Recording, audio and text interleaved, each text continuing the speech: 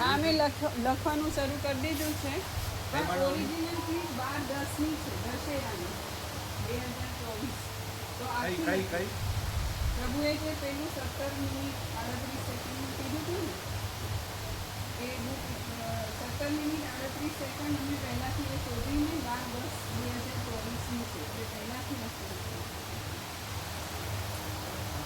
આવી જશે બનાવવાની જરૂર છે બનાવીએ તો ઇઝી જ છે બધાને એક તો પૂર્ણ છે અને કોઈ પણ એક લે તો બધું આવી જાય કોઈ પણ એક લે કોઈ પણ પેલું આ ઓર્ડર આવી ગયો એમાં ન આવી ગયું બધું આવી ગયું એટલે જૂની બુક કોઈ પણ બનાવવાની જરૂર નથી એ બધું આભાસથી જ છે આભાસ નથી પરમજી અખંડ જ્યોતિ છે સહજ છે બીજું કાંઈ બનાવવાની જરૂર નથી તો આવી જાય સંપૂર્ણ તો પછી 26 થોડા એટલે પછી બનાવાય ને હા પછી 1700 તો બહુ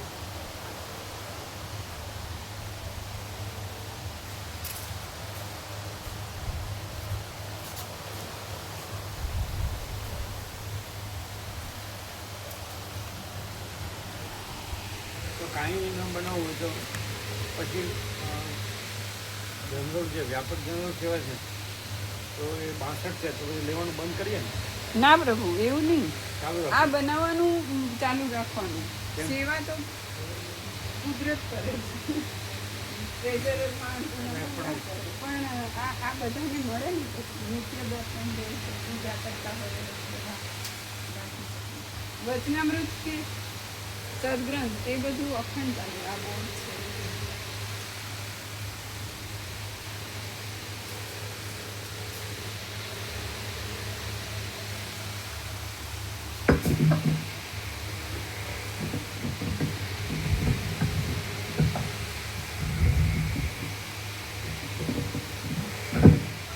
ઓમ બરાબર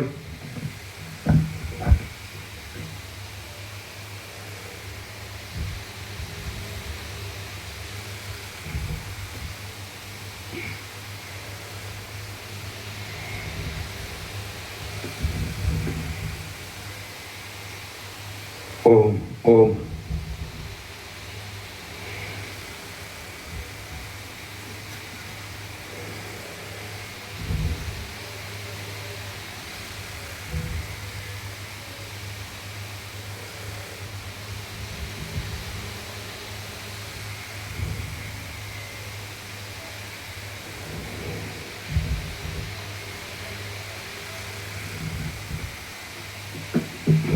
परम चिदाकाश परम ज्योति अखंड ज्योति महाचिदाकाश स्वयं प्रकाश संपूर्ण प्रकाश पूर्ण ब्रह्म अनंत तेजघन अनंत चितघन परमाकाश केवल अनंत शुद्ध तेजघन परमाकाश अखिल आत्मा पूर्ण ब्रह्म परमात्मा परम चिदाकाश परम ज्योति अखंड ज्योति अनंत पूर्ण परम चिदाकाश परम शांति स्वयं सिद्ध स्वयं प्रकाश स्वयं पूर्ण स्वस्वरूप यही सब कुछ है, इसके सिवा कुछ नहीं है। शून्यभास अनंत कोटि महाकल्पो है ही नहीं।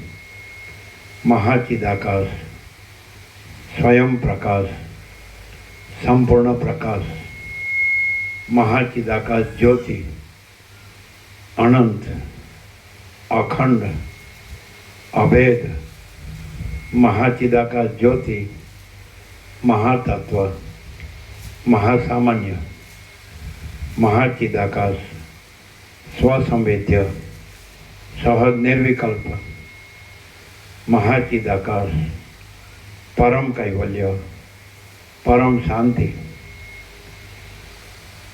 પરમ ચિદાકાશ અનંત પૂર્ણ નિરપેક્ષ સત અનંત સંપૂર્ણ अपरिघी निर्भ्रांत निरपेक्ष वसीठराम निर्वण उत्तरार्ध राउंड 39मो राउंड।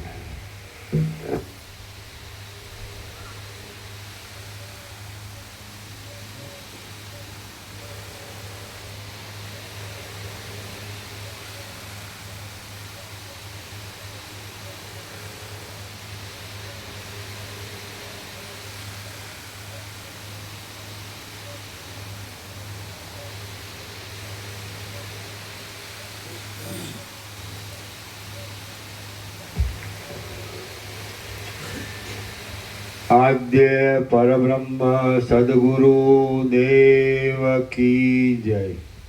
ओम श्री परमात्मने नमः। सद्ग्रंथों में शिरोमणि श्री योगवासिष्ठ महारामायण निर्वाण प्रकरण उत्तरार्ध सर्ग 118मो पेज नंबर 1502 पेज नंबर 1502 सर्ग 118मो। बगला आदिनु वर्णन। आ 118 सर्ग में जल कागड़ाओ बगलाओ मोरो वियोगी वटे मार्गुओ पांथो माछलाओ अने बपैयाओ ये सर्वना चरित्रों विषे वर्णन करवामां आवशे। सहचर अने सहचर्यो अनुक्रमे बोल्या। आ बगलो साव गुणथी रहित छे पण तेमां एक मोटो गुण रह्यो छे ते आप जुओ। ते प्रावुट प्रावुट एवो अस्फुट अवाज करीने वर्षा ऋतुनुं स्मरण आपे छे। ए बगला तू वर्षा ऋतुनुं स्मरण आपे छे। हे बगला तू तळावनी अंदर रहेवाथी वर्ण वडे हंसना जेवो जणाय छे तो हवे जळकागड़ाओ साथे मित्रता क्रूरता अने कड़वी वाणी ए त्रणेय दोषने छोड़ी तू प्रसिद्ध रीते बराबर हंस तुल्य थई जा।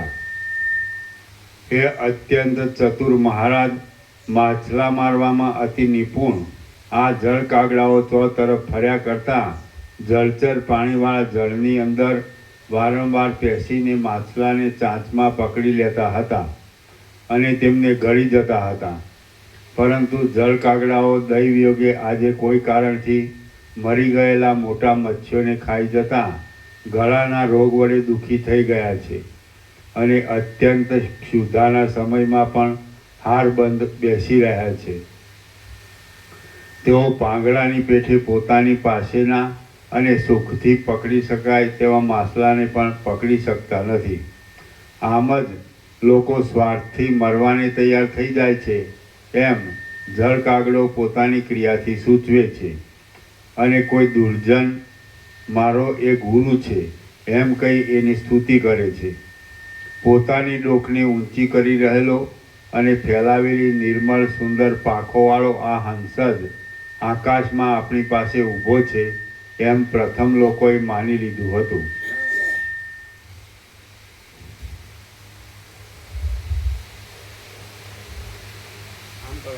ऊपर से आम करो, ऊपर से आम, ऊपर से आम करो।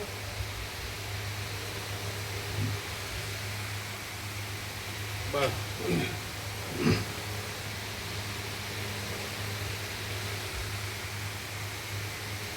પોતાની ડોકને ઊંચી કરી રહેલો અને ફેલાવેલી નિર્મળ સુંદર પાંખોવાળો આ હંસ જ આકાશમાં આપણી પાસે ઊભો છે એમ પ્રથમ લોકોએ માની લીધું હતું। પરંતુ જ્યાં તેણે તળાવના જળમાંથી માછલીઓને પકડવા માંડી ત્યાં સર્વ લોકોને પ્રતીતિ થઈ કે આ તો ખરેખર બગલો જ છે।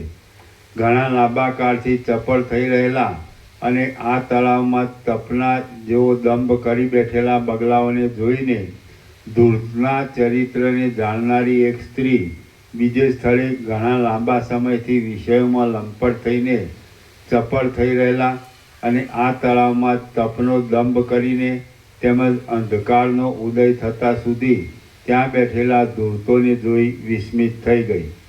કોઈ સ્ત્રી પોતાના પતિને કહે છે કે આ જળની અંદર ટાઢને ન ગણકારનારી આ ગામડાની સ્ત્રી ધોળા કમળોને લઈ જાય છે અને તમે પણ તેની પછવાડે જવાને ઈચ્છો છો, માટે હું તમારી પ્રિય નથી. તેથી હવે હું પણ ચાલતી થાવ છું. આમ હે નરશ્રેષ્ઠ, માર્ગમાં કોપ પામેલી પોતાની પ્રિયાને આ પથિક વટે માર્ગુ તીર ઉપર આવેલા અને કુસુમ લતાઓની ગુફાવાળા ક્રીડાવનમાં મનાવવા યત્ન કરી રહ્યો છે, તે જુઓ. હે રાજન, જુઓ, આ વારાંગના હાવભાવોના વિલાસો કરીને, કંઈક કોપ બતાવીને અને વળી કંઈક હસીને આ વૃત્તાંત કહી રહી છે. બગલાઓ, જળકાગડાઓ અને ભીલ આદિ હિંસક પ્રાણીઓ જો કે એક જ ઠેકાણે રહે છે, તો પણ મૂર્ખો અને વિદ્વાનોની પેઠે તેમને બુદ્ધિનો પરસ્પર મેળ થતો નથી. ખંજન પક્ષીની ચાંચમાં રહેલો કીડો કીટકીટ અવાજ કરે છે અને જાણે પૂર્વકાળમાં સંચય કરેલા પાપથી ઉપરના ભાગમાં ફરક્યા કરતી ધજા હોય એવો દેખાય છે. તળાવના કાંઠા ઉપર આવેલા ઝાડની અંદર રહેલો ચપળ બગલો જ્યાં પોતાનો અવાજ કરે છે, ત્યાં સ્નેહને લીધે જેમ સ્ત્રી પતિના વક્ષસ્થળને પકડી લે છે, તેમ માછલી કાંઈક જળવાળા તળાવના ખાબોચિયામાં ભયને લીધે પોતાના સંપૂર્ણ બળપૂર્વક કૂદી પડે છે અને મરી જઈને પણ નિપુણતાથી પોતાના દેહની રક્ષા કરે છે. કેમ કે આ સંસારમાં કોઈ મોટી આપત્તિ આવી પડે ત્યારે હૃદયનો ભંગ થઈ જઈ મરી ગયા વિના બીજું કશું સુખ આપતું નથી. બગલા, અજગર અને જળકાગડા આદિ પ્રાણીના ઉદરમાં પેઠેલા અને ચાવ્યા વિના તેમણે ગળેલા મત્સ્ય આદિ જીવોના ચિત્તની સ્થિતિ સુષુપ્તિના જેવી એક મૂર્છારૂપ જ છે, એમ હું માનું છું.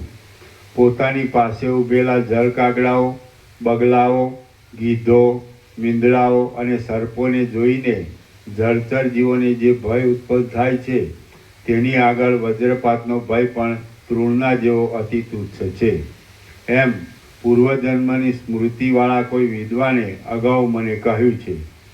નેત્રની શોભાના બળથી ભમરાઓ પોતાની પાસે આવે છે, ત્યાં નવા કમળોને અને કેતકીના પુષ્પોને વિખેરી નાખનારા તથા આ તળાવના કાંઠા ઉપર આવેલા વૃક્ષના પુષ્પો વડે સુશોભિત એવા નીચેના પ્રદેશમાં બેઠેલા આ મુગ્ધ મૃગો આપણી પાસે જ ઊભા છે.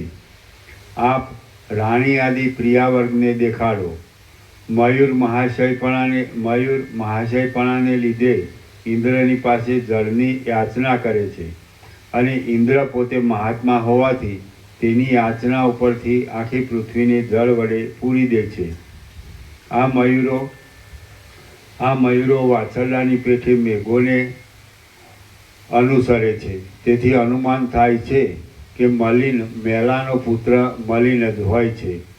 મૃગોને જોઈને કોઈ પથિક પોતાની પ્રિયાના નેત્રોનો વિચાર કરવા મંડી પડ્યો અને પોતાની પાસે રહેલા પદાર્થોના સંબંધમાં યંત્રની પુતળીના જેવો જડ થઈ ગયો. મયુર પૃથ્વીના જળનું પાન કરતો નથી અને સર્પને બળાત્કારથી પકડી ખાઈ જાય છે. આમાં સર્પની કાંઈ દુષ્ટતા કારણરૂપ છે કે મયુરને કાંઈ દુષ્ટતા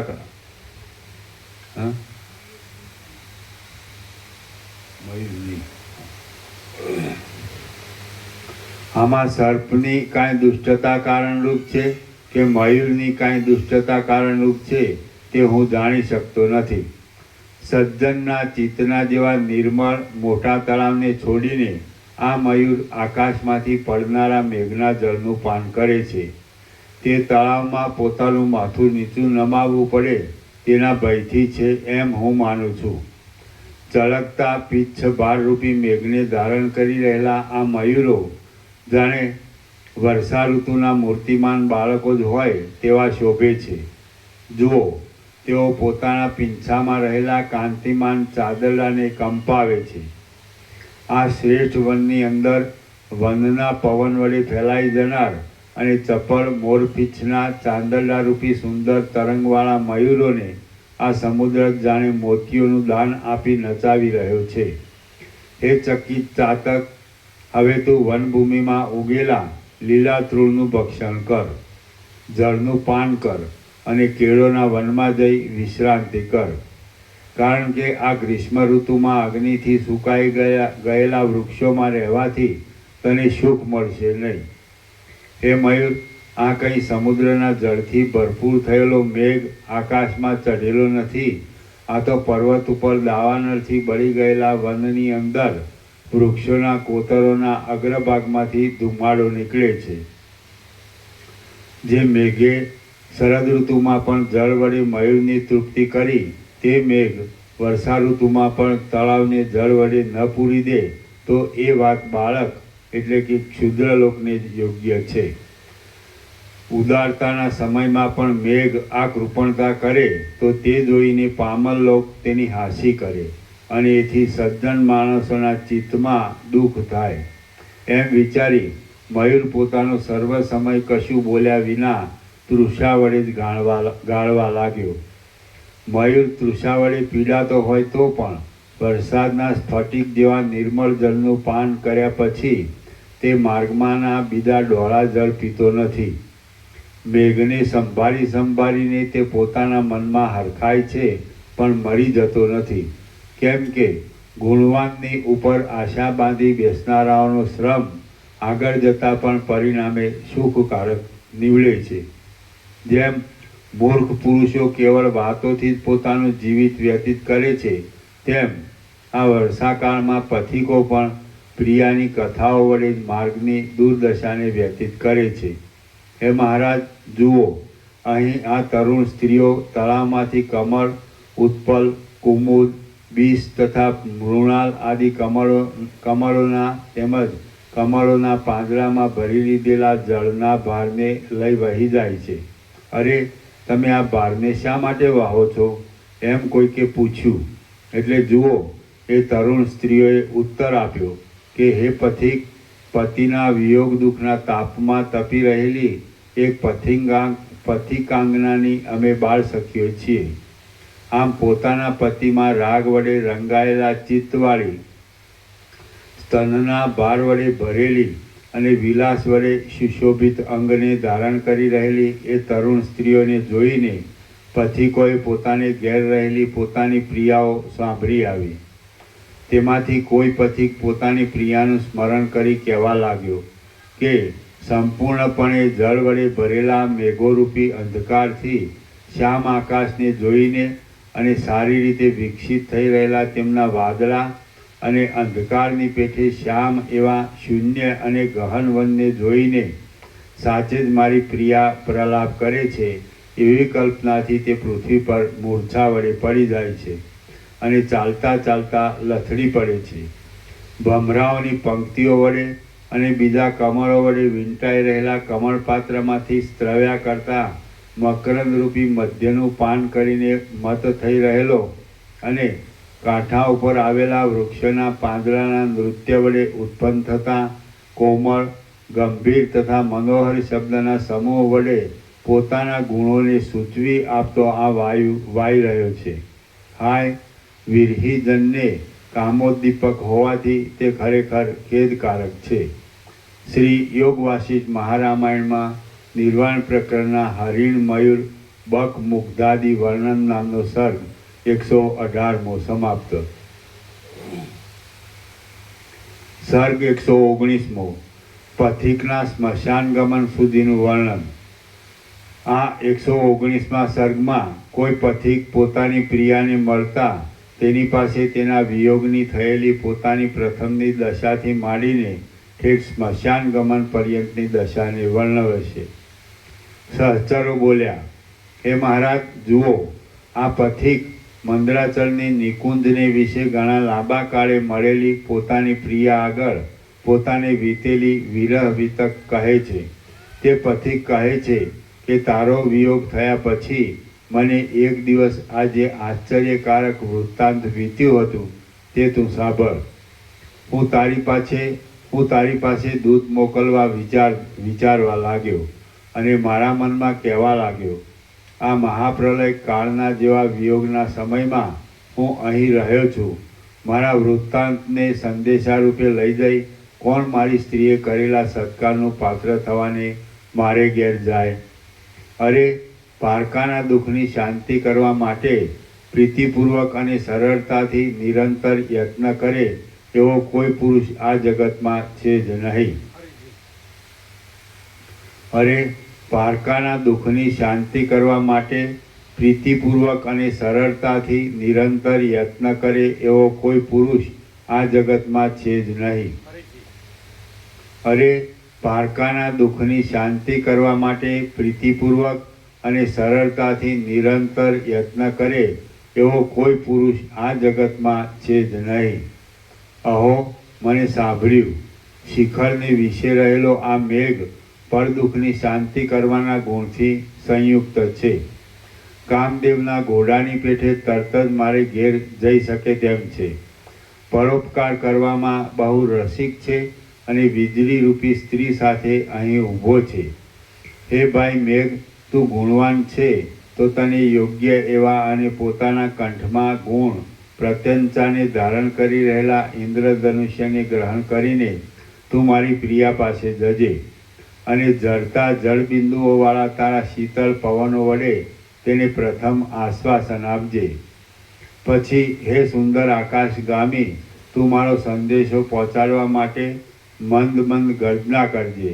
માત્ર એક બે ઘડી તું દયા કરજે, કેમ કે આંસુથી ભરપૂર આંખોવાળી મારી એ બાલપ્રિયા કુમળા કમળના જેવી કોમલાંગી છે અને તે તારી ગાઢ ગર્જનાને જીરવી શકે એમ નથી.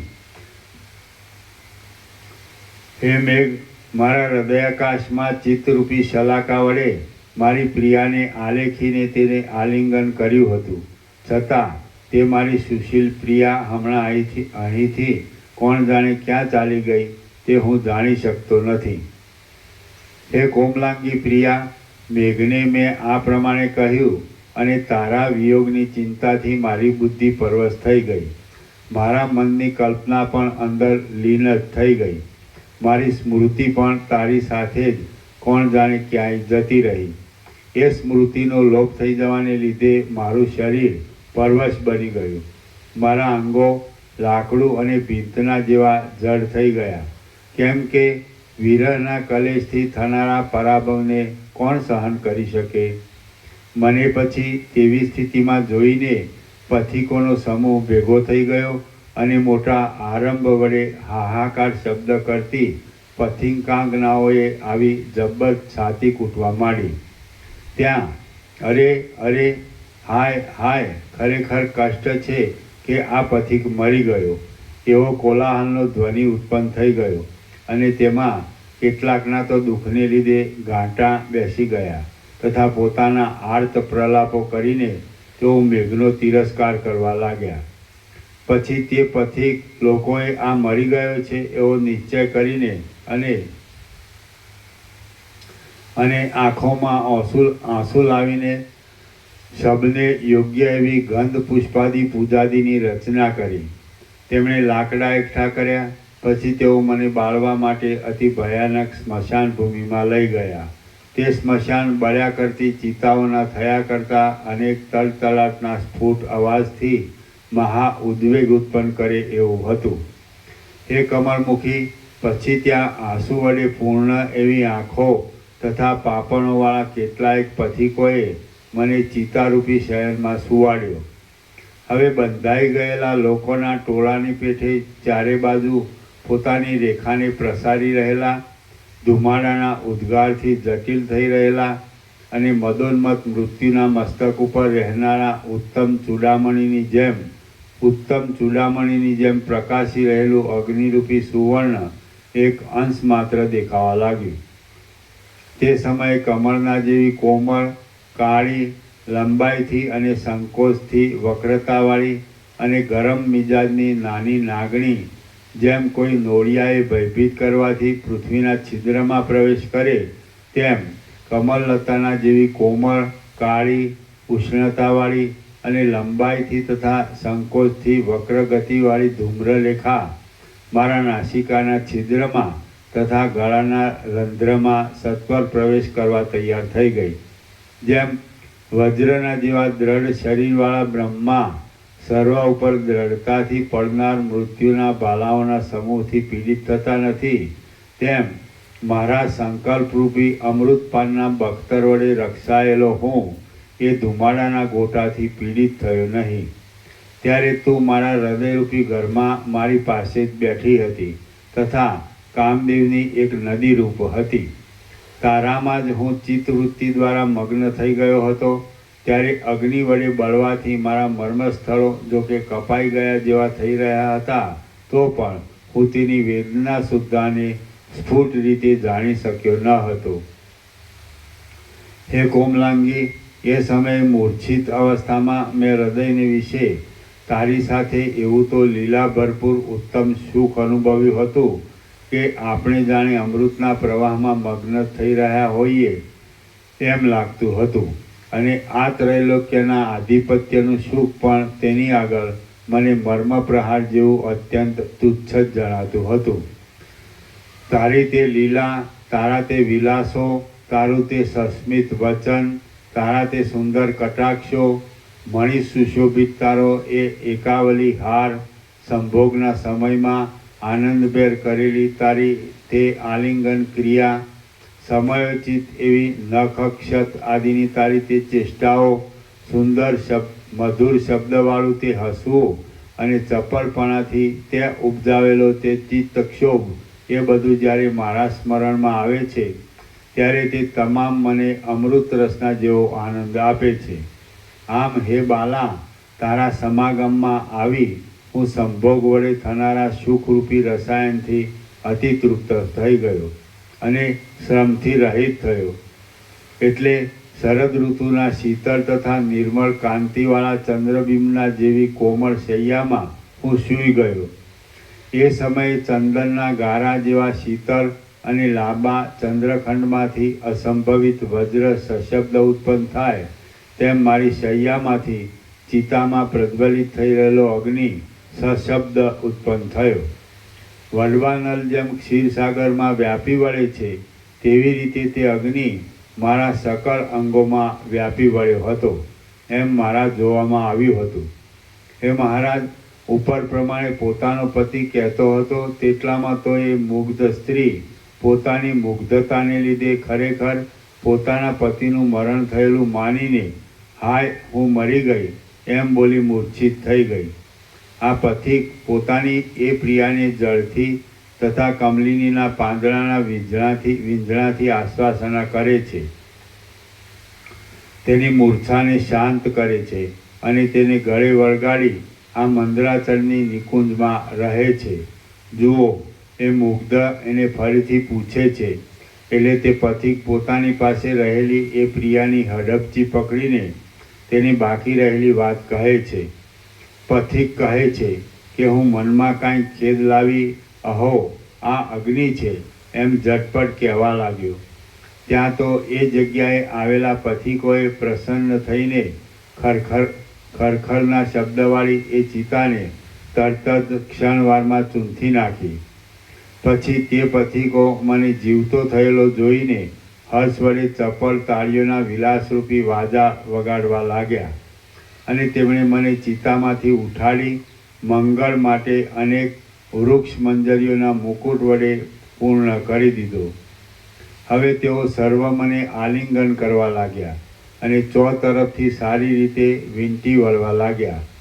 હર્ષથી અવાજ કરવા લાગ્યા, હસવાને ગાવા લાગ્યા, નાચવા લાગ્યા અને ઘૂમવા લાગ્યા. ત્યારે વિષમ ભૂતોના નાયકોને સુખ આપનારું ભસ્મથી, સર્પોથી અને શબની ખોપડીઓના સમૂહોથી ભરેલું તથા ચંદ્ર જેવા ધોળા હાડકાં તથા કપાળોવાળું તે સ્મશાન જાણે કાળભૈરવનું શરીર હોય તેવું મહાભયાનક જણાતું હતું.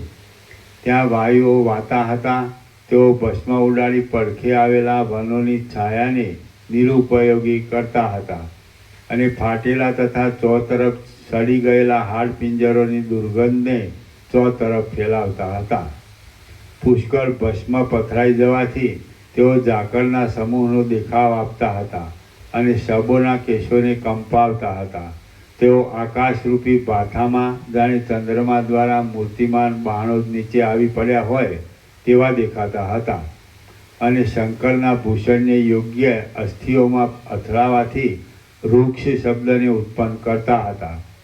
પ્રજ્વલિત અગ્નિવાળી ચિતાઓમાંથી પ્રવાહ રૂપે નીકળતા તથા ધુમાડાઓ અને તણખાઓથી ભરપૂર પવનથી કંપિત થઈ રહેલી તેમજ તેની ગરમી લાગવાથી શુષ્ક થઈ રહેલા વૃક્ષોવાળી એ સ્મશાન ભૂમિ જાણે અગ્નિ, વાયુ અને શનૈશ્વરનું રમવાનું ઘર હોય તેવી દેખાતી હતી.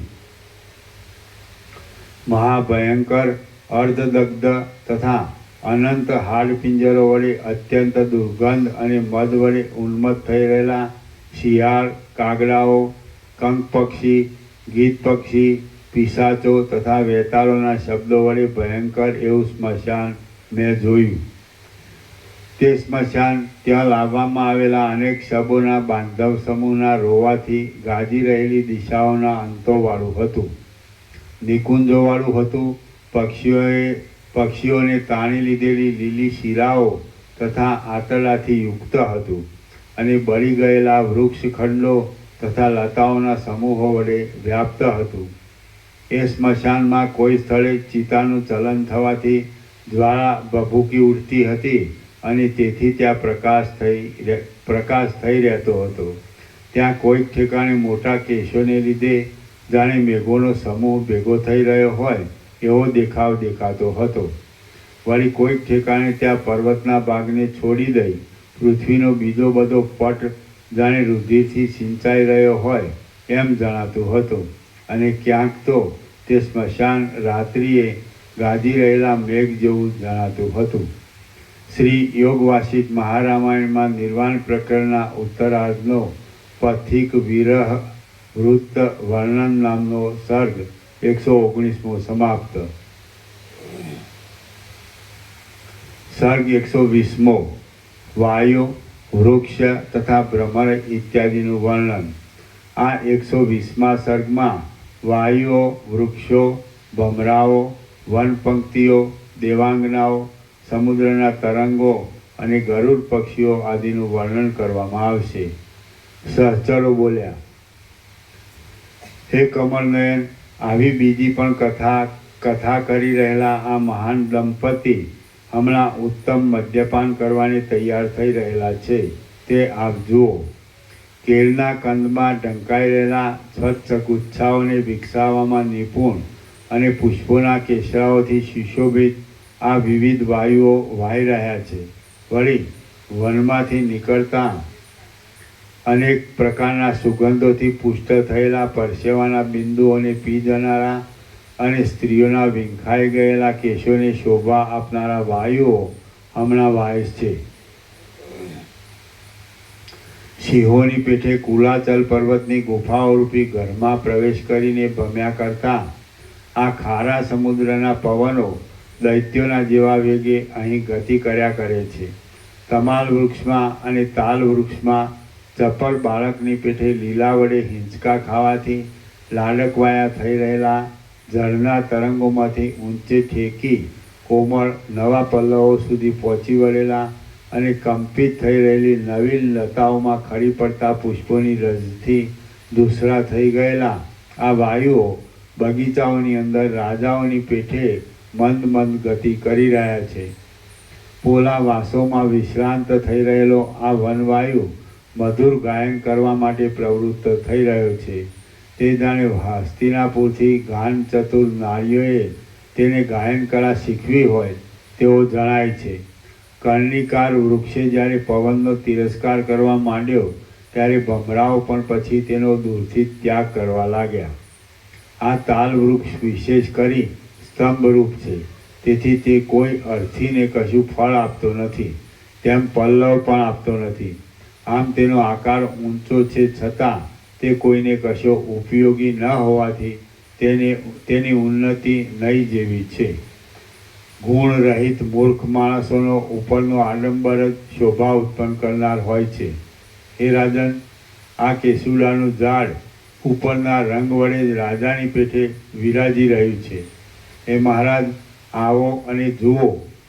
આ કર્ણિકાર વૃક્ષ કેવળ વિકારનું જ પાત્ર છે, કેમ કે એ સુગંધહીન છે. તેથી નિર્ગુણ મનુષ્ય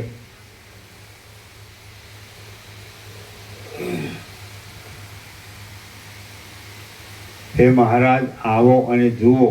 આ કર્ણિકાર વૃક્ષ કેવળ વિકારનું જ પાત્ર છે, કેમ કે એ સુગંધહીન છે. તેથી નગુણા મનુષ્યની પેઠે તેનાથી કોઈનું કશું પણ કાર્ય સરતું નથી. ચપળ મંજરીઓની ઝાડરૂપી વીજળીઓની સાથે રહેલું આ કાળું તમાલ વૃક્ષ ચાતકને ખાલી મેઘની ભ્રાંતિ ઉત્પન્ન કરે છે. પત્રો વડે સુશોભિત, એકબીજામાં અનુસ્યુત હોવાથી દુર્ભેદ્ય, ઉત્તમ છાયા વડે પર્વતોને વીંટી વળેલા અને ધનુષરૂપ થતાં મોટી પ્રત્યંચાઓને યોગ્ય આ ઊંચા વાંસો ઉત્તમ વંશોની પેઠે અત્યંત દીપી નીકળે છે. સુવર્ણમય શિખરના જેવા દેદીપ્યમાન આસન પર બેઠેલા ઉદ્ધવજીને પોતાના પડખામાં ધારણ કરી રહેલા ને ઉત્કૃષ્ટ ઐશ્વર્યવાળા સર્વના આદિ હરિ ભગવાન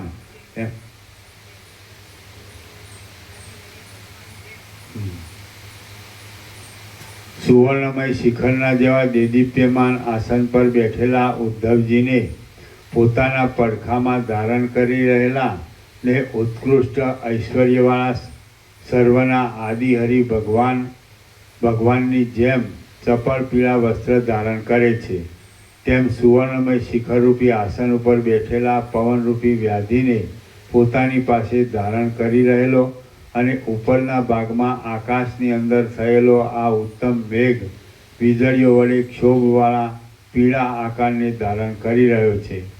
પ્રવેશ કરતી વખતે અને નીકળતી વખતે વ્યગ્ર થઈ રહેલા ગતિમાન પક્ષીઓના જેવા ચપળ ભમરાઓ વડે રમણીય આ ખાખરો રુધિરના પ્રવાહ વડે રાતા થઈ રહેલા કોઈ વીર યોદ્ધાઓના જેવો લાલ દેખાય છે.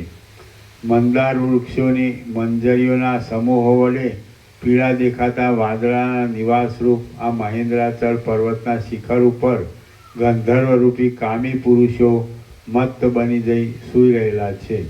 હે મહારાજ, કલ્પવૃક્ષના વનની છાયામાં વિશ્રાંતિ લઈ રહેલા અને વિશેષે કરી વીણા આદિ વાદ્યો વડે યુક્ત એવા આ સિદ્ધ તથા વિદ્યાધર આદિ પથિકો ગાન કરે છે, તે આપ જુઓ. આ કલ્પવૃક્ષના વનમાં પલ્લવે પલ્લવે વિશ્રાંતિ લઈ રહેલી સુર સુંદરીઓ ગાય છે અને હસે છે, તે આપ જુઓ.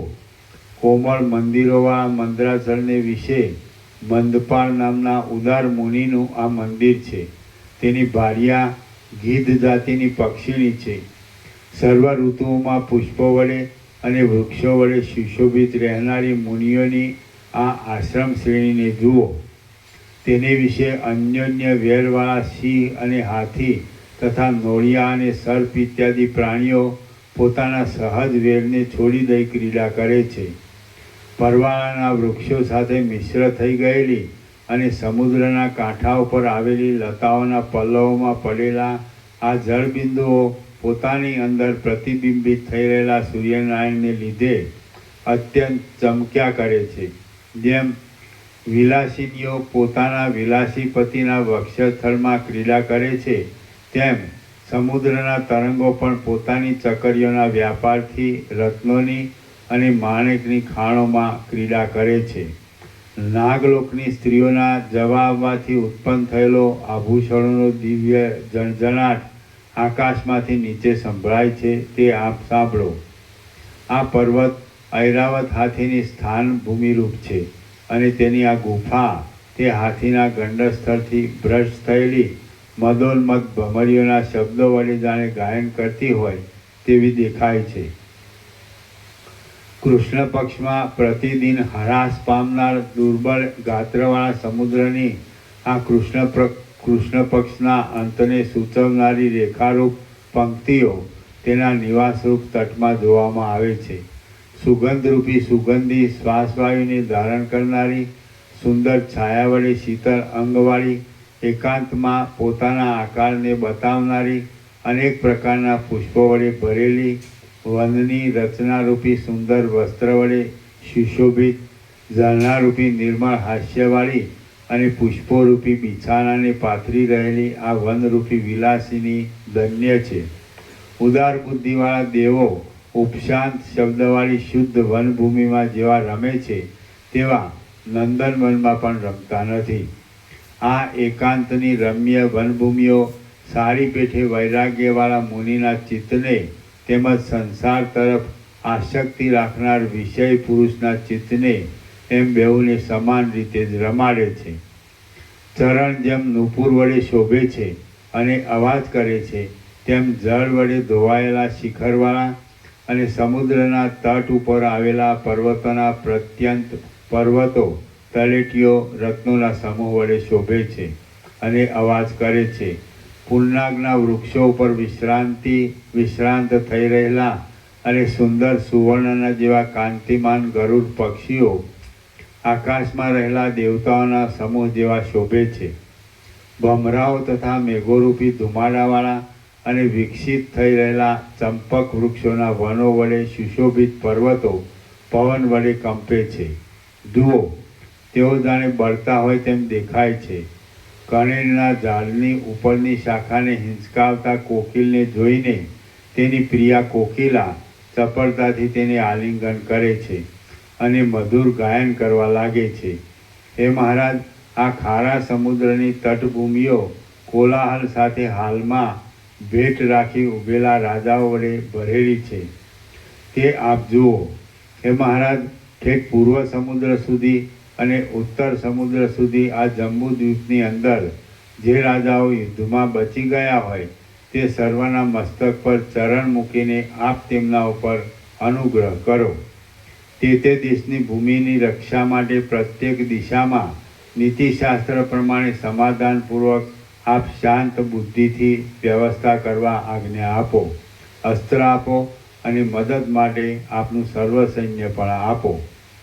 શ્રી યોગ વાસિષ્ઠ મહારામાયણમાં નિર્વાણ પ્રકરણના ઉત્તરાર્ધનો દિગંતર વૃત્તિ વાયવ્યાદિ વર્ણન નામનો સર્ગ 120મો સમાપ્ત. સર્ગ 121મો દેશોની મર્યાદાનું સ્થાપન.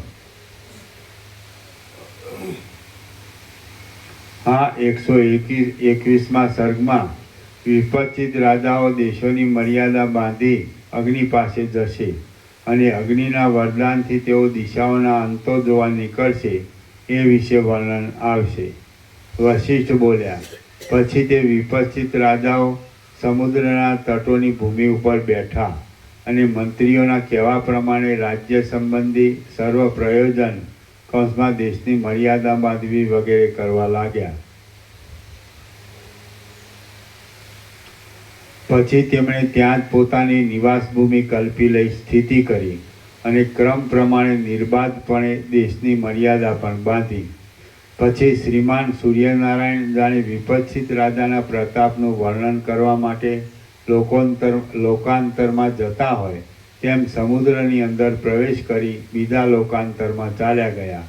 ત્યાં મેઘરેખાના જેવી શ્યામ રાત્રિ વિસ્તરવા લાગી. એટલે દિવસમાં પોતપોતાનું યોગ્ય કાર્ય કરી રહેલા વિપચિત રાજાઓ પણ પોતાની શૈયામાં સૂતા. નદીના પ્રવાહોની પેઠે ઠેઠ સમુદ્ર સુધી ઘણે દૂર આવી ચડેલા એ વિપચિત રાજાઓ વિસ્મય વડે આકુળ ચિત્તવાળા થઈ ગયા અને પોતાના ચિત્તમાં આ પ્રમાણે વિચાર કરવા લાગ્યા. અહો, દેવતાઓના પણ દેવરૂપ અગ્નિના પ્રતાપથી આપણે આપણા દિવ્ય વાહનો વડે પ્રયાસ વગર જ ઘણા છેટે આવી પહોંચ્યા છીએ. આ વિસ્તારવાળી દ્રશ્યની શોભા ક્યાં સુધી પથરાઈ રહી હશે?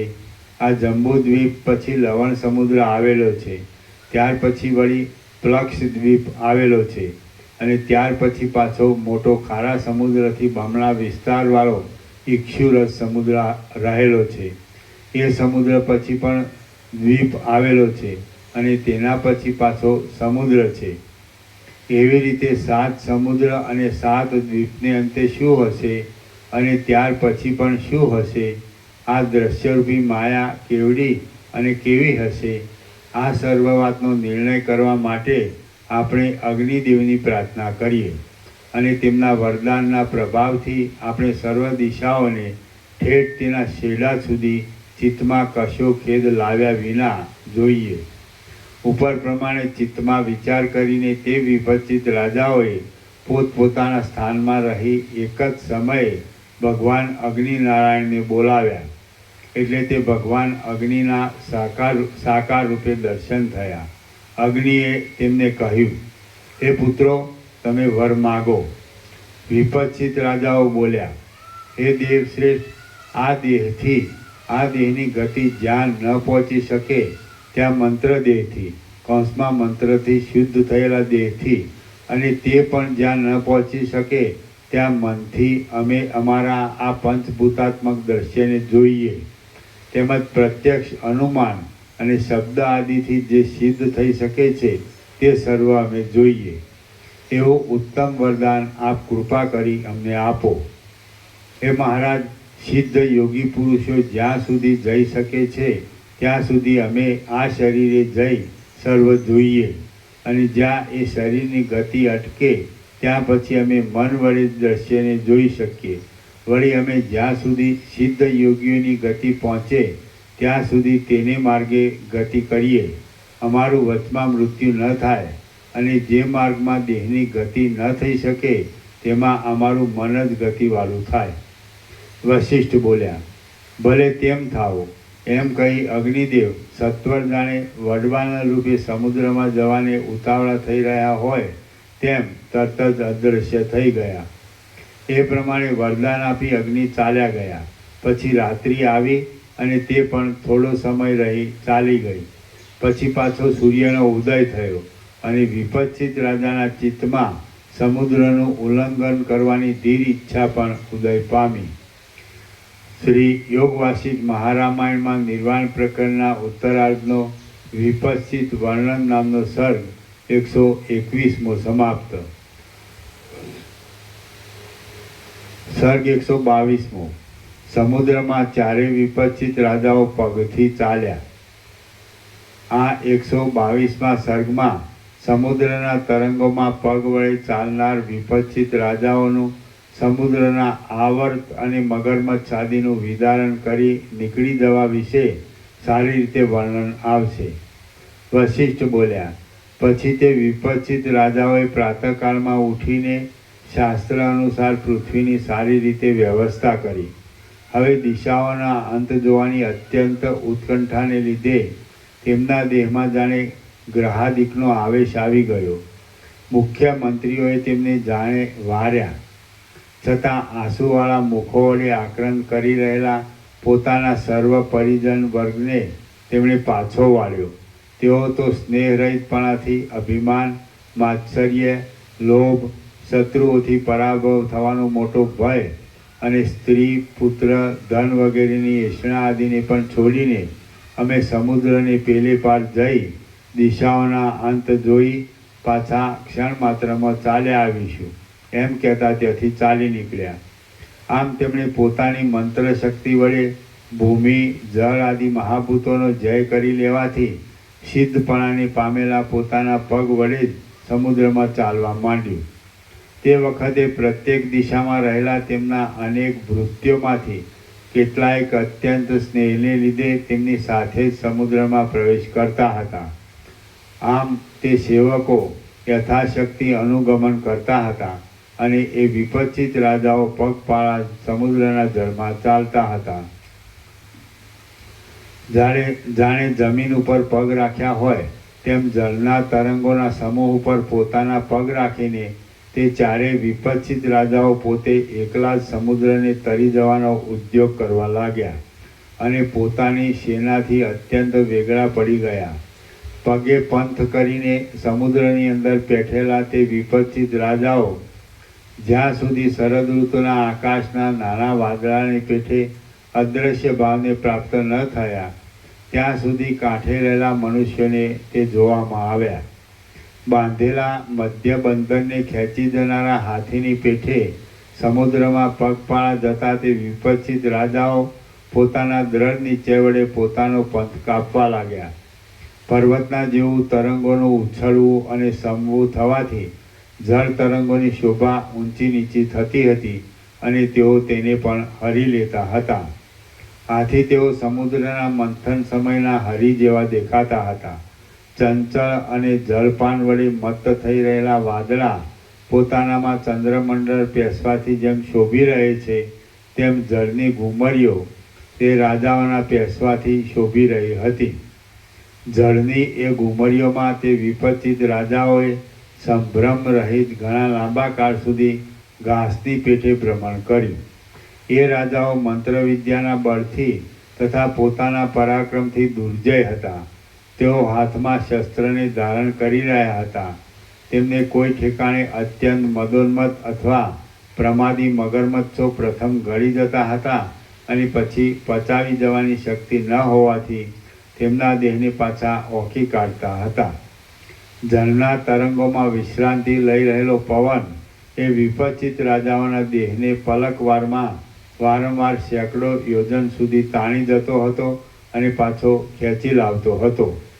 તેઓ જળના તરંગોરૂપી હાથી ઉપર ચડ્યા હતા. તેથી જાણે પોતાના રાજ્યની અંદર હાથીઓની પીઠ ઉપર બેઠેલા હોય તેવી તેમની શોભા જણાતી હતી. વિસ્તારવાળી તરંગોની ઘટાઓરૂપી શિલાપીઠનું વિદારણ કરવામાં અને તેને નીચે લઈ જવામાં વપરાયેલી ચતુરાઈને લીધે જાણે જળરૂપી વાદળામાંથી પવનને લીધે ઉદ્દીપિત થઈ રહેલી વીજળી જ બહાર નીકળતી હોય, એમ એ વિપચિત રાજાનું જળમાંથી બહાર નીકળવું થતું હતું. તરતા ચપળ હાથીઓના જેવો દેખાવ આપનારા તરંગોના સમૂહમાં અથડાયા છતાં વિપચિત રાજાઓ કાંઠા ઉપર આવેલા શિલામય શિખરની પેઠે પોતાનું ધૈર્ય છોડતા ન હતા. મોટા ઉર્મિઓરૂપી મોતીઓ અને માણેકોના સમૂહોમાં પ્રતિબિંબિત થઈ રહેવાથી તેઓ એકલા છતાં પણ જાણે અનેક પુરુષો વડે વીંટાયેલા હોય તેવા જણાતા હતા. એ વિપચિત રાજાઓ ધોળા ફીણના પિંડો વિશે શરીરને હળવું કરીને બેઠા હતા. તેથી તેઓ ધોળા કમર ઉપર બેઠેલા રાજહંસના જેવી શોભા ધારણ કરી રહ્યા હતા. કાંઠા સાથે અથડાવાથી ઉત્પન્ન થયેલી અને વરસાદમાં થતા વજ્રપાતના શબ્દ જેવી ભયંકર સમુદ્ર ગર્જનાથી તે ભૂભૃત્યો રાજાઓ ભૂભતો પર્વતોની પેઠે ભયભીત થયા નહોતા. ઠેઠ આકાશને અડકનાર જળમય એવા મહાન પર્વતો ઊંચે ઉછળતા હતા અને નીચે પડતા હતા. તેથી ઉપર નીચે જતા તે વિપચિત રાજાઓ ક્ષણ માત્રમાં પાતાળમાં જઈ પહોંચતા હતા. નિશંક રીતે ઉછળ્યા કરતા જળપૂરના પડવારૂપી વસ્ત્ર વડે વીંટાયેલા તે વિપચિત રાજાઓ જાણે ઉત્પાતની પ્રાપ્તિ થતાં નીચે આવી પડેલા મેઘરૂપી ચંદરવા વડે વીંટાઈ રહ્યા હોય તેવા દેખાતા હતા. જાણે માણેક અને મોતીઓનો વરસાદ થયો હોય તેમ ચોતરફ પથરાઈ રહેલા અનેક માણેકના તથા મોતીઓના સમૂહોથી અને વચમાં જળમય વૃક્ષ તથા લતાના જેવો દેખાવ આપતા તરંગોના પુષ્પો જેવા બિંદુઓથી તેઓ પોતાના શરીરને કાંતિમાન કરી રહ્યા હતા. શૂરવીરો જુડો વડે તથા કરચલા વડે વ્યાપ્ત ચકડીઓમાં ભમ્યા કરતા મગરમચ્છો તથા મગરોના સહચર બની તે વિપચિત રાજાઓ સમુદ્રની અંદર ચાલ્યા જતા હતા. સર્ગ 122મો સમાપ્ત. સર્ગ 123મો. વિપચિત રાજાઓનો જુદી જુદી દિશાઓમાં વિહાર. આ 123મા સર્ગમાં દ્વીપોમાં અને સમુદ્રોમાં ગતિ કરનાર ચારેય વિપચિત રાજાઓની પશ્ચિમના વિપચિત રાજાથી માંડી ક્રમથી જુદી જુદી દિશા વિશે વર્ણન કરવામાં આવશે. વશિષ્ઠ બોલ્યા, આમ તે વિપચિત રાજાઓ પોતાને પગે ચાલી દ્રશ્યરૂપ અવિદ્યાનો અંત લાવવા સુધીના વિચારમાં પ્રવૃત્ત થઈ ગયા અને સમુદ્ર તથા દ્વીપોમાં તેઓ ગમન કરવા લાગ્યા. કશો ભેદ કે છેદ પામ્યા વિના તેમણે સમુદ્રમાંથી દ્વીપમાં અને તે દ્વીપમાંથી વળી બીજા સમુદ્રમાં, તેમાંથી વળી બીજા દ્વીપમાં તેમજ પર્વત તથા વનમાં ગમન કર્યું અને તેઓ તેમનું ત્વરાથી ઉલ્લંઘન કરવા લાગ્યા. હવે પશ્ચિમ દિશા જોવા નીકળેલા વિપચિત રાજાને એક માછલો મળી ગયો, ગળી ગયો. વળી હવે પશ્ચિમ દિશા જોવા નીકળેલા વિપચિત રાજાને એક માછલો ગળી ગયો. તે માછલો વિષ્ણુના મત્સ્ય અવતારના કુળમાં ઉત્પન્ન થયો હતો. હું અમર છું એવું અભિમાન ધરાવતો હતો અને વિતસતા નદીમાં વહ્યા જતા વહાણ આદિના જેવી અતિ શીઘ્ર ગતિવાળો હતો. તે મત્સ્યે એ રાજાને જીરવી નહીં શકવાથી તેને ક્ષીર સમુદ્રમાં જઈ ઓકી કાઢ્યો. એટલે તે ક્ષીરસાગરનું ઉલ્લંઘન કરી ઘણે દૂર કોઈ બીજી દિશામાં ચાલ્યો ગયો. દક્ષિણ દિશામાં નીકળેલા વિપચિત રાજાને ઇક્ષુરસના સમુદ્રમાં આવેલા યક્ષનગરને વિશે વશીકરણ વિદ્યામાં કુશળ કોઈ યક્ષિણીએ નજરે પડતા પોતાની વિદ્યાના બળથી અધીન કરી લીધો અને તેને પોતામાં લંપટ બનાવી દીધો.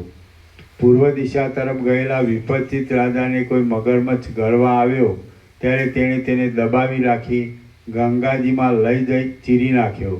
પછી ગંગાજીએ તે વિપચિત રાજાને કાન્યાકુબ્જ દેશમાં લાવી મૂકી દીધો.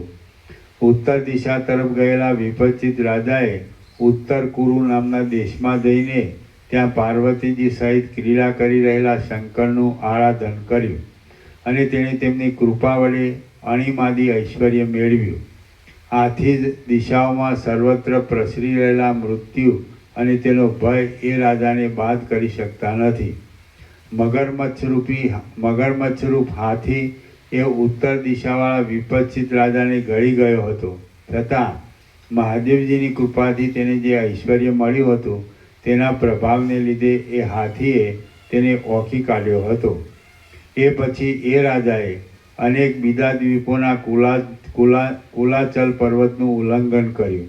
પશ્ચિમ દિશા તરફ ગયેલો વિપચિત રાજા કે જેના અંગની કાંતિ સુવર્ણમય દર્ભના જેવી હતી તેને કુશ દ્વીપને વિશે ગરુડજીએ પોતાની પીઠ ઉપર બેસાડી તરત જ સમુદ્રની પેલે પાર ઉતારી દીધો.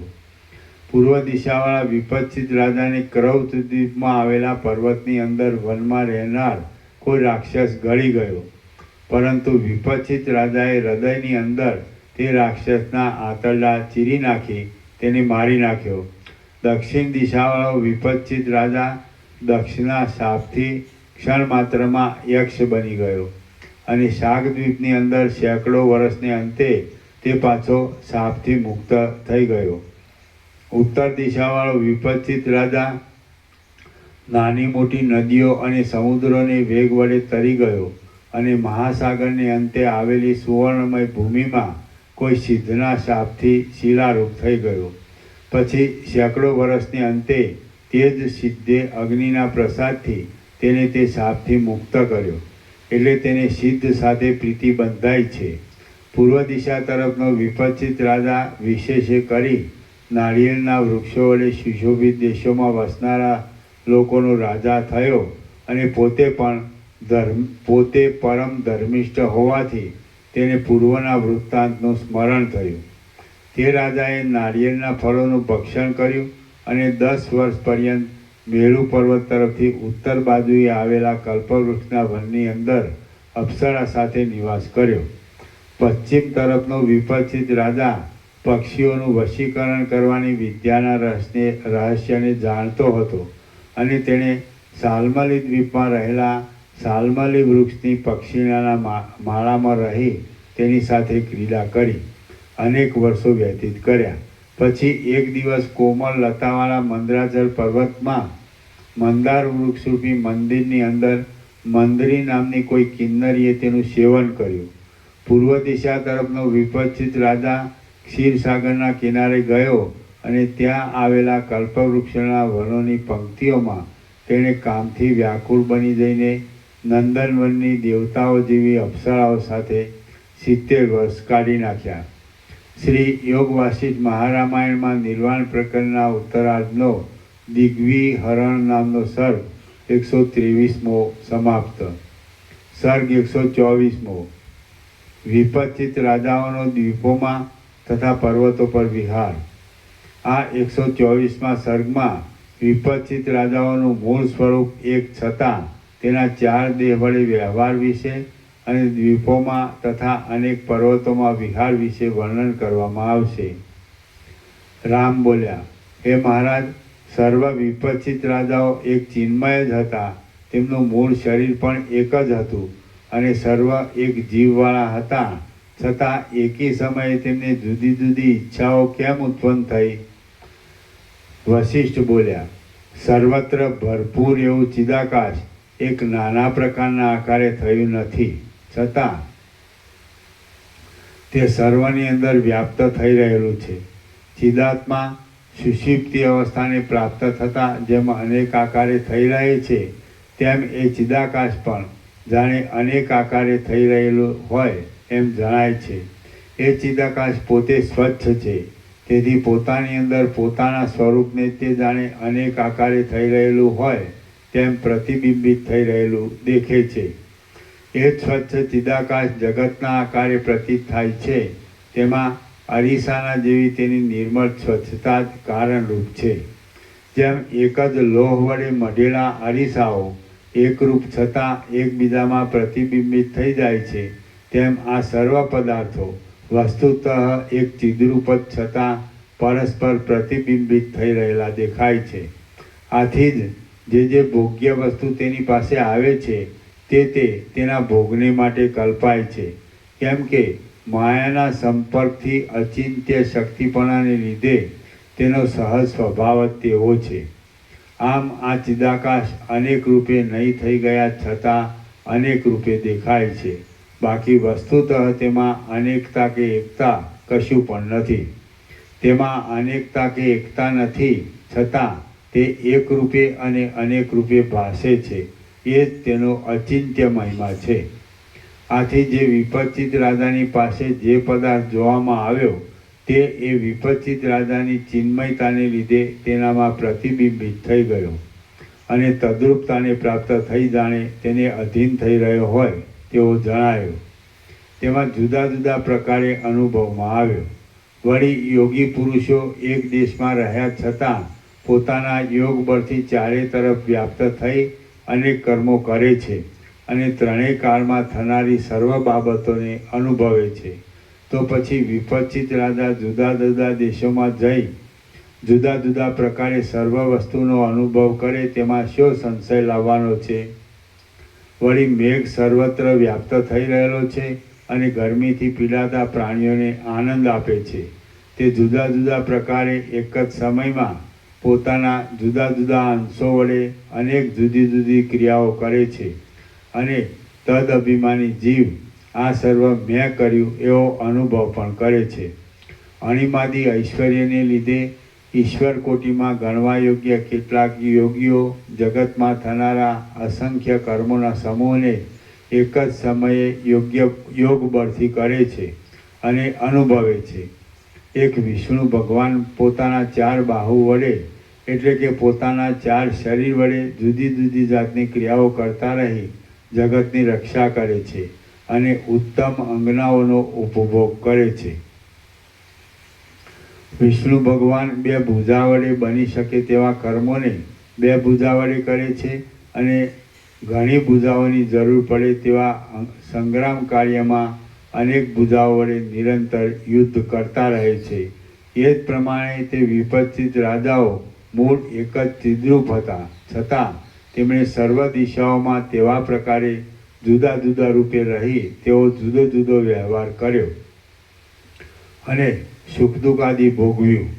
તેમણે ભૂમિરૂપી શૈયામાં શયન કર્યું હતું, દ્વીપાંતરોમાં જઈ ભોજન કર્યા હતા, વનોની પંક્તિઓમાં વિહાર કર્યો હતો અને તેઓ મારવાડની તથા તેના જેવી બીજી નિર્જન ભૂમિમાં ચાલ્યા હતા.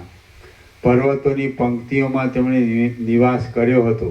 સાગરોની અંદર તેમણે ભ્રમણ કર્યું હતું.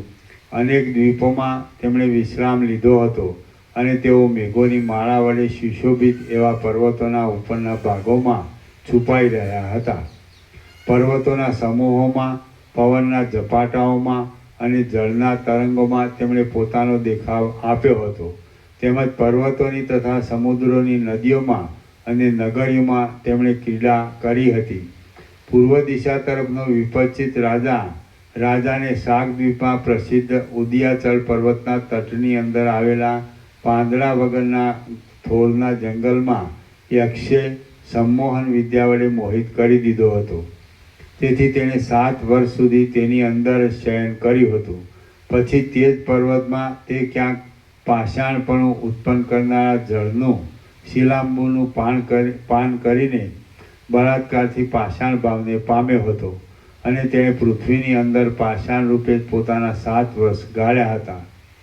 પશ્ચિમ તરફનો વિપક્ષિત રાજા શાકદ્વીપની અંદર આવેલા અસ્તાચલ પર્વતના શિખર ઉપર ગયો હતો. ત્યાં વાદળા વડે ઘેરાયેલા ગુફારૂપી ઘરમાં પિશાચ જાતિની અપ્સરાએ તેને 1 માસ સુધી પોતાને વિશે કામુક બનાવી દીધો હતો.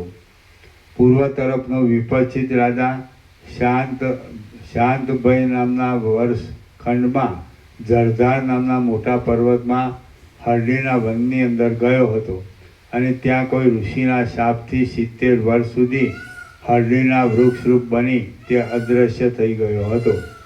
આ રેવતાચલ પર્વતમાં શિશિર નામના વર્ષની અંદર પૂર્વ દિશા તરફનો વિપક્ષિત રાજા યક્ષને આધીન થઈ ગયો હતો. તેથી તે 10 રાત્રિ સુધી સિંહરૂપ થઈ રહ્યો હતો. પછી તે પિશાચની માયાથી છેતરાઈ ગયો હતો અને આ મેરુ પર્વત આદિની ગુફામાં દેડકારૂપ બની જઈ 10 વર્ષ પર્યંત તેમાં રહ્યો હતો. ઉત્તર દિશા તરફનો વિપક્ષિત રાજા શાકદ્વીપની અંદર નીલગિરી પર્વતના તટ ઉપર આવેલા કૌમાર વર્ષ ખંડમાં ગયો હતો અને ત્યાં અંધકૂપમાં અંધારા કૂવામાં સેંકડો વર્ષ પર્યંત અંધપણે રહ્યો હતો. પશ્ચિમ દિશા તરફના વિપક્ષિત રાજાએ આ મરીબક નામના વર્ષખંડમાં વિદ્યાધરપણાને પ્રાપ્ત કરી દેનાર મંત્ર વિદ્યા વડે 14 વર્ષ સુધી વિદ્યાધરપણું ભોગવ્યું હતું. એ વિપક્ષિત રાજાએ સુરતના શ્રમથી થાકી ગયેલા મહાદેવજીના અત્યંત શોભા વડે ચપળ અવયવોમાં ક્રમે કરી ઉત્પન્ન થયેલા શ્વેતબિંદુથી શીતળ અને એલચીઓની લતાઓના આલિંગન વડે સુગંધી સમુદ્ર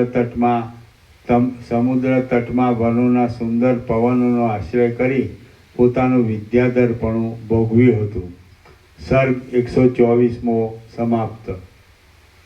સર્ગ 125મો જીવનમુક્ત પુરુષોની ક્રિયાનું વર્ણન.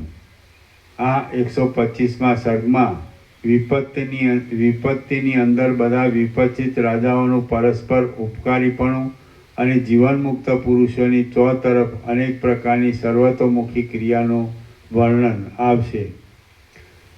વશિષ્ઠ બોલ્યા, શાકદ્વીપની અંદર શાંત ભય નામના ખંડમાં જલધાર નામનો પર્વત છે. તેમાં હરિતકીના વનમાં પૂર્વ દિશાનો વિપક્ષિત રાજા હરડીના વૃક્ષ ભાવને પામ્યો હતો અને તે કાતરના જેવી પૃથ્વીની અંદર રહેલી શિલા સંબંધી જળનું મૂળ દ્વારા પાન કરીને સ્થિતિ કરી રહ્યો હતો. પશ્ચિમ દિશાવાળા વિપક્ષિત રાજાને આ વાતની ખબર પડી એટલે તે ત્યાં આવ્યો. તે શાપ આપનાર મુનિને પ્રસન્ન કરીને તેની પાસેથી વિદ્યા ભણ્યો. જાણે કરવત વડે તેનું વૃક્ષપણું કાપી નાખતો હોય તેમ તેણે એ વિદ્યાથી તેણે વૃક્ષ ભાવમાંથી અક્ષતપણે 70 વર્ષે છોડાવી દીધો. પશ્ચિમ દિશા સંબંધી વિપક્ષિત રાજા કોઈ પિશાચોના રાજાના શાપથી પાષાણ ભાવને પ્રાપ્ત થઈ ગયો હતો અને દક્ષિણ દિશાવાળા વિપક્ષિત રાજાએ ત્યાં આવી ગોમાંસ આદિના પ્રયોગ વડે પિશાચોના રાજાને પ્રસન્ન કરી તેને મુકાવ્યો હતો. અસ્તાચળની પેલી પાર આવેલા શિવ નામના ખંડમાં પશ્ચિમ દિશા તરફના વિપક્ષિત રાજાને એક પિશાચે ગો પિશાચી નામની વિદ્યાથી બળદ બનાવી દીધો હતો અને તેને દક્ષિણ દિશાવાળા વિપક્ષિત રાજાએ આવીને તેમાંથી છોડાવ્યો હતો. દક્ષિણ દિશા તરફનો વિપક્ષિત રાજા અંબાજીના પર્વતમાં એક વૃક્ષની અંદર યક્ષપણાને એક જાતના પિશાચપણાને પામ્યો હતો અને તેને પશ્ચિમ દિશાવાળા વિપક્ષિત રાજાએ આવી યક્ષના રાજાને પ્રસન્ન કરી યક્ષ ભાવમાંથી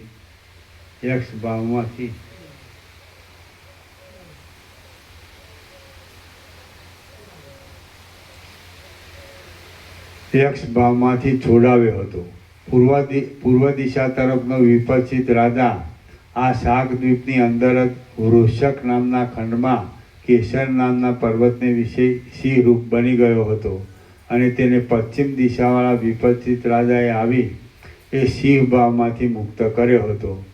રામ બોલ્યા, હે મહારાજ, યોગીઓ એક દેશમાં રહ્યા છતાં ચોતરફ વ્યાપ્ત થઈ જઈ ત્રણેય કાળમાં જુદા જુદા અનેક કર્મો શી રીતે કરે છે, આપ તે કહો. વશિષ્ઠ બોલ્યા, હે રામચંદ્રજી, આ જગતની અંદર અવિવેકીઓની દ્રષ્ટિએ જે કાંઈ ભૂત ભૌતિક આદિ રહ્યા છે તે ભલે હો, તે વિશેનો કાંઈ આપણે વિચાર કરવાની જરૂર નથી. તેમ આ વિષયમાં પણ અવિવેકીઓનું જેમ માનવું હોય તેમ ભલે હો, આપણે અહીં તે વિશે વિચાર કરવાની જરૂર કશી નથી. બાકી વિવેકી પુરુષોની આ બાબતમાં જે સમજણ છે તે વિશે હું કહું છું તે તમે સાંભળો. તત્વવેત્તાઓની દ્રષ્ટિમાં સત્તા સામાન્ય રૂપ ચિન્માત્ર વિના જગતનું બીજું રૂપ જ નથી.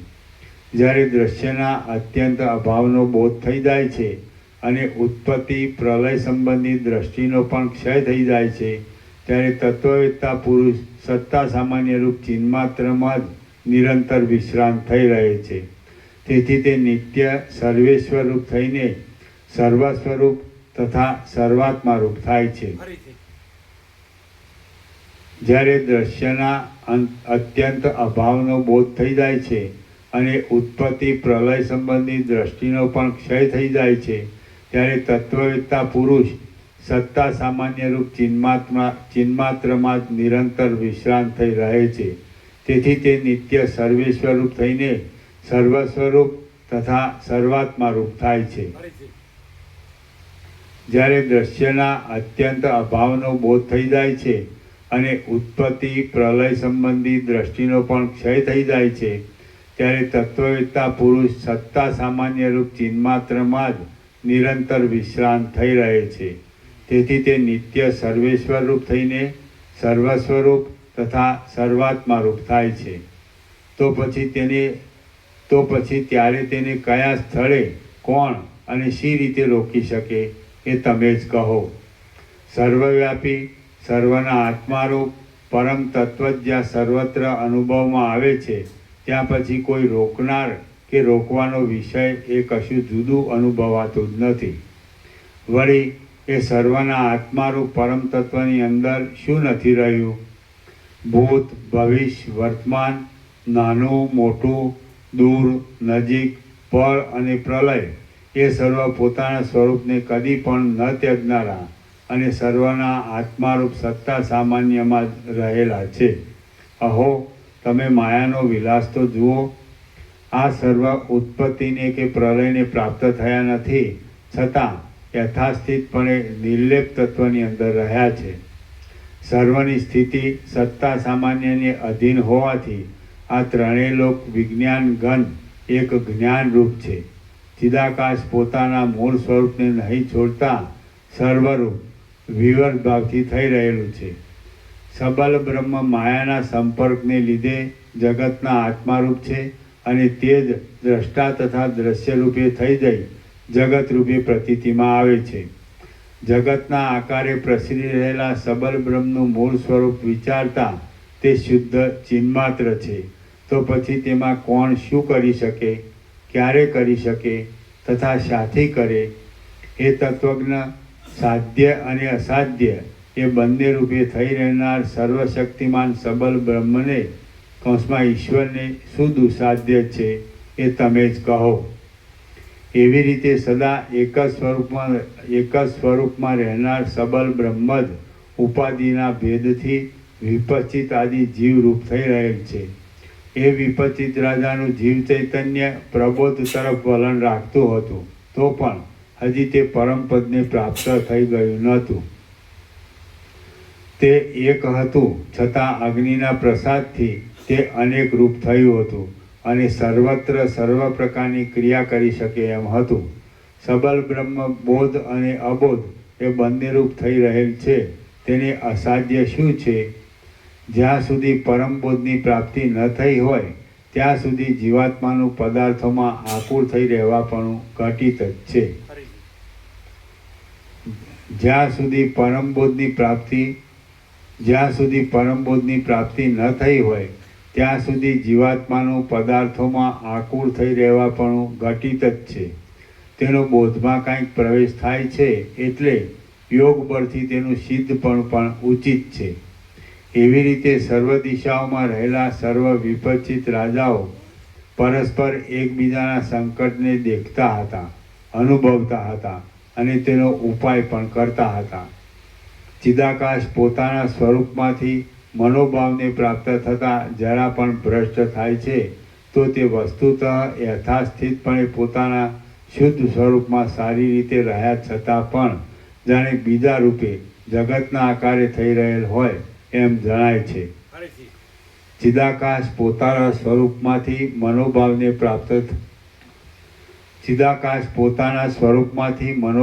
પ્રાપ્ત થતાં જરા પણ ભ્રષ્ટ થાય છે તો તે વસ્તુતઃ યથાસ્થિતપણે પોતાના શુદ્ધ સ્વરૂપમાં સારી રીતે રહ્યા છતાં પણ જાણે બીજા રૂપે જગતના આકારે થઈ રહેલ હોય એમ જણાય છે. કેટલું બાકી છે?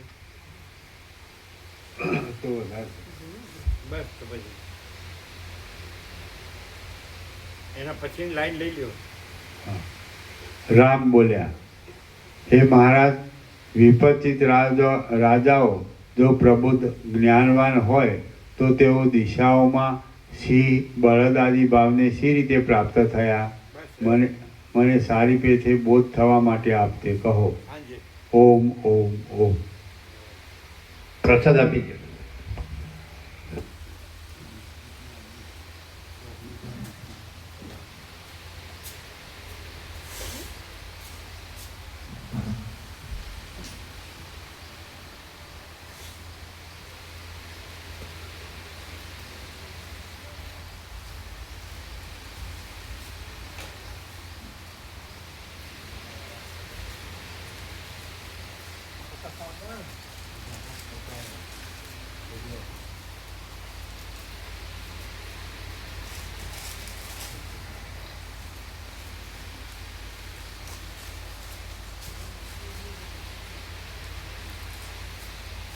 પરમ બોધ.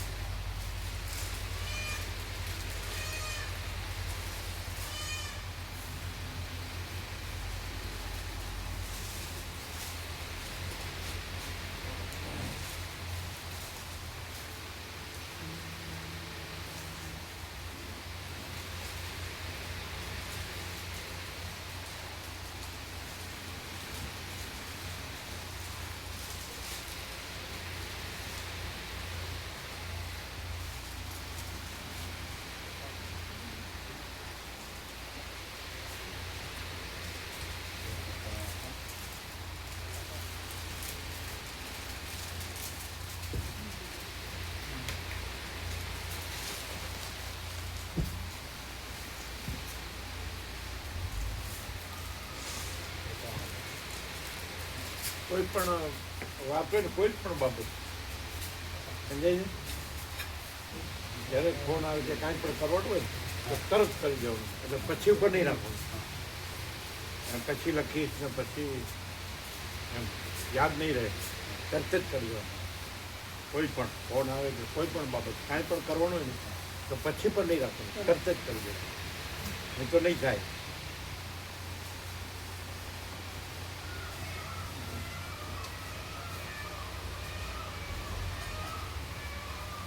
કેવો પ્રકાશ છે?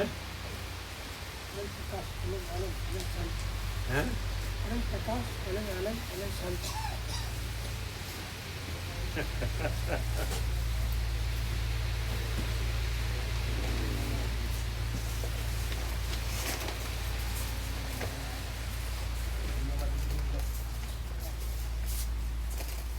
સુરત, પછી માલસર, પછી બરોબર.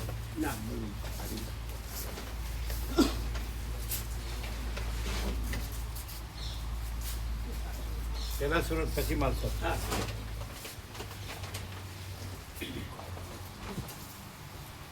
તમારા ચિરંજીવ જાય છે માલસર કામ જોવા જાય છે? જઈશું જઈશ અઠવાડિયે 15 દાડે તો જાય જાય છે.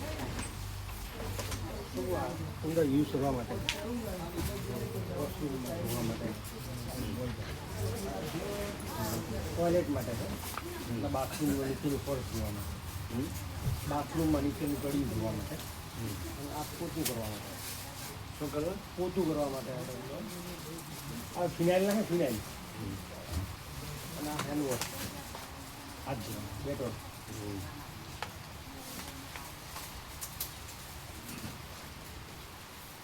એટલે આ બધું વોશરૂમમાં મૂકો, બરાબર? આ વોશરૂમ મૂકી દઈએ અને આ બધું વોશરૂમમાં જ મૂકે ને? હા હા. હા તો આ શું કીધું બીજું? પેલું ફિનાઇલ છે બહાર માટે? કચરા પોતા કરવામાં રાખી દો બહાર જે થાય છે? આ ક્યાં બી પોતું કરીએ ત્યાં બી વપરાય હા. આ બંને ફક્ત બાથરૂમ માટે અને ટોયલેટ માટે અને આ બધું આમ તો હાથ ધોવા માટે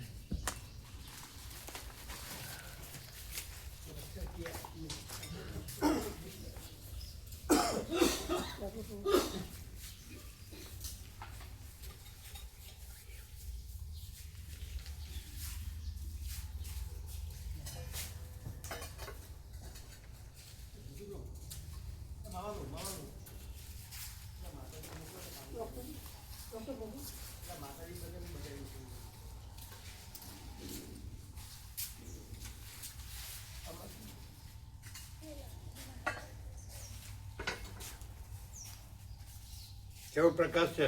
ફૂલ પ્રકાશ પ્રકાશી પ્રકાશ છે.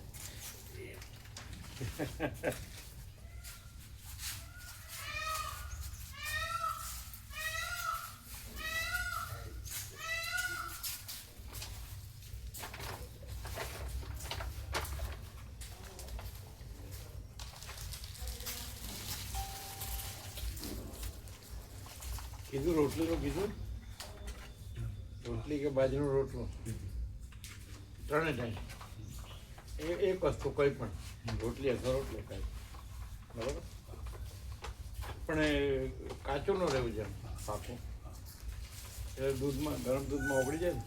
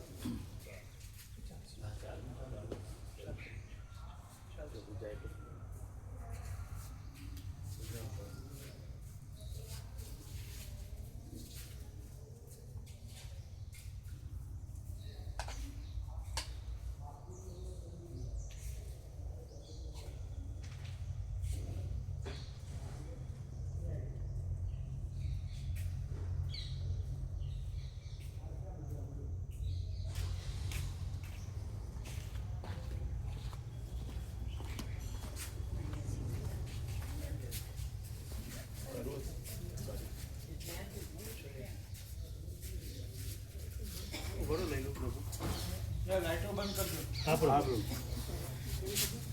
કેમેરો બંધ મામા કેમેરો બંધ કરતા આવડે, મોબાઈલ બંધ કરતા આવડે. આ બધું લઈએ રેકોર્ડિંગ થઈ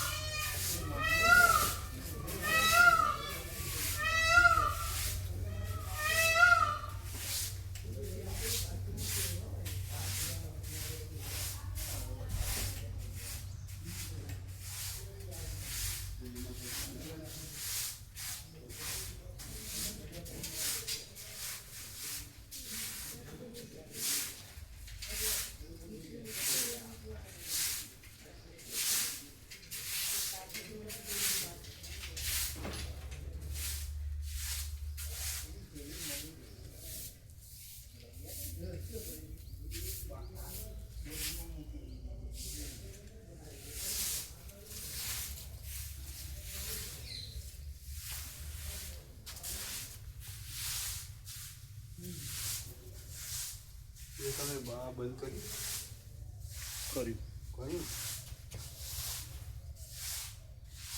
નથી કર્યું હા બરાબર કરી દઉં કરો ને